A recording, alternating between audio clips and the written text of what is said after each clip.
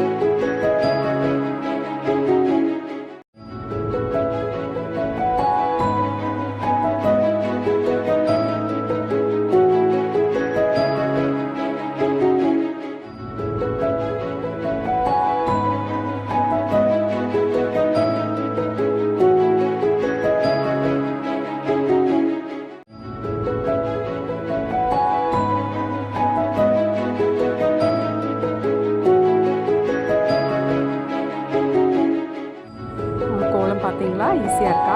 ஈஸியாக தாங்க இருக்கும். காலையில் எழுந்திரிச்சிட்டு என்னடா கோலம் போடுறது நம்ம யோசிப்போம்ல. அப்போ இந்த மாதிரி சிம்பிளாக 2 கோலம் பார்த்து வச்சிட்டோம்னா காலையில் போடுறதுக்கு நம்மளுக்கு ஈஸியாக இருக்கும். இதுவே நீங்கள் கலர் பொடி வாசலில் போடும்பொழுது இன்னும் கோலம் பார்க்குறதுக்கு நீட்டாக இருக்கும். என்ன டிப்ஸ்ன்னு பார்க்கலாங்களா?